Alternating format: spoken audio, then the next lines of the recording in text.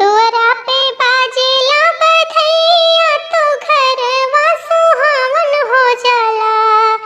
दुअरा पे बाजेला बधैया तो घरवा सुहावन हो जाला।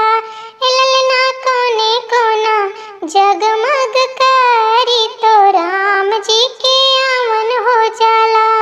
ए ललना कोने कोना जगमग करी तो राम जी के आवन हो जाला। आज दौलतिया मम्मी पापा लुटावेले, सबके हो खुशी खुशी नेग लेके आवेले। आज दौलतिया मम्मी पापा लुटावेले, सबके हो खुशी खुशी नेग लेके आवेले।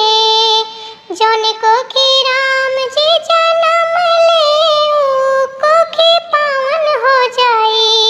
ए ललना कोने कोना जगमग करी तो राम जी के आवन हो जाई।